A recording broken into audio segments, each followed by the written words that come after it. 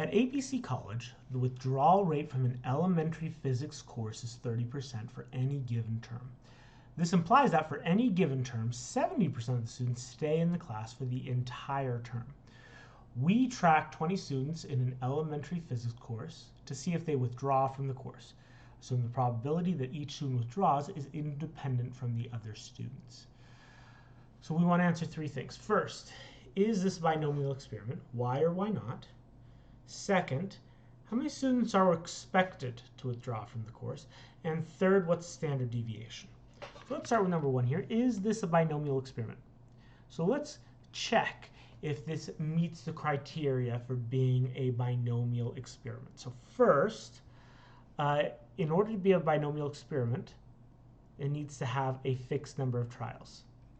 Is there a fixed number of trials? Well, let's see what we're doing here. We have 20 students, and we're interested in how many of those students withdraw from the course, how many remain in the course. Those 20 students are like 20 different trials because each student might withdraw or they might remain in the course, right? So that's like 20 different trials testing whether they're going to remain or not. Okay, so yes, this does have a fixed number of trials. It has 20 of them. Okay, so we would say n equals 20 for this particular binomial experiment. Second, are there only two possible outcomes? Are there only two possible outcomes? And yeah, we only really care, for each student, we only care about two possible outcomes. We care whether they withdraw or whether they do not withdraw. So yeah, there are two possible outcomes, success and failure. While we're here, what's the probability for success? In this case, we are tracking whether the students withdraw from the course, right? So in this case, a success would be if the student withdraws from the course. Now, that's probably not what we think about as a success, but that's the mathematical definition of what a success is. If the student withdraws from the course, for what we're measuring, because that's what we're measuring, we call that a success. So the probability that a student withdraws from the course is 30%. So 30% or 0.30. The probability, which means the probability that they don't withdraw from the course, which would be considered failure in how we're measuring things, would be 0.70. So together, these are 100% of the outcomes, right? So those are the two possible outcomes. And then finally, is each trial independent and identical? Independent and identical.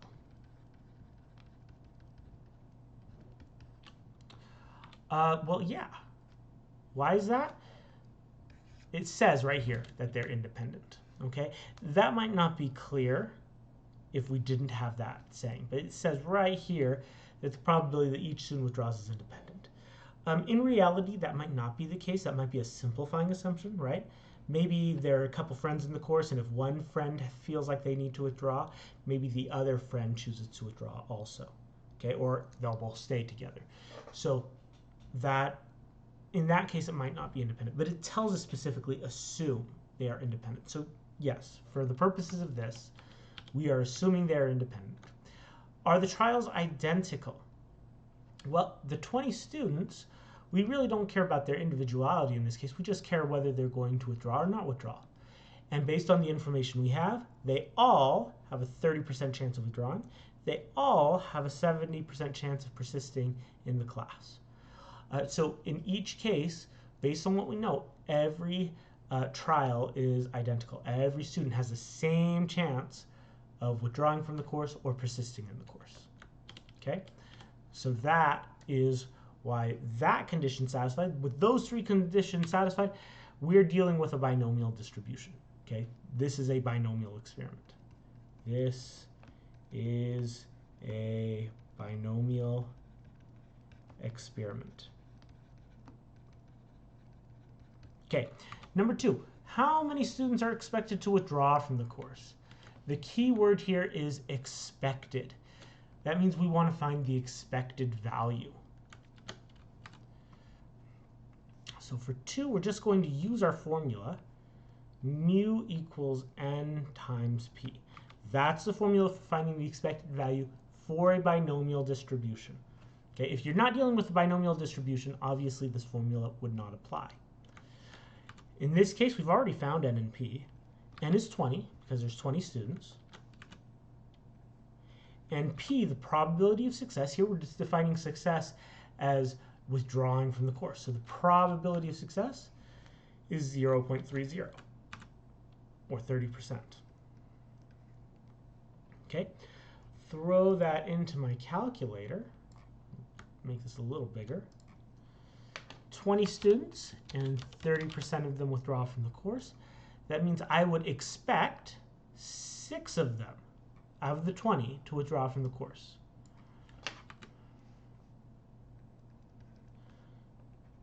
We expect 6 of the 20 students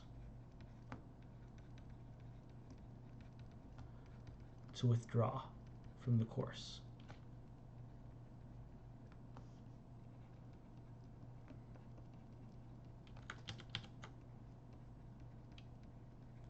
And then finally, we want to know what is the standard deviation. Again, all we have to do is plug into the formula for this one. The formula for standard deviation for a binomial experiment is the square root of n times p times 1 minus p. So just plug in what we know. N is 20, that's the number of trials. P is 30%, so that's 0.30. And 1 minus p is the probability of failure. So that's 1 minus 0.30 or 0.70. Okay, and now all we've got to do is throw that into the calculator.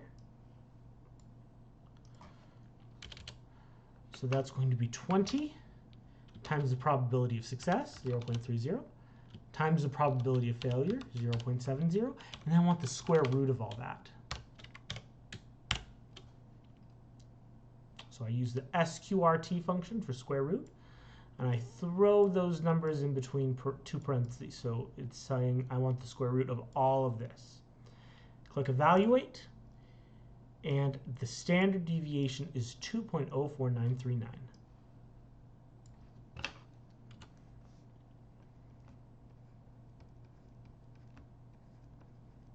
So remember, the standard deviation is telling us how much we might expect to deviate from the mean of the expected value. What's the standard amount we might go away from the mean?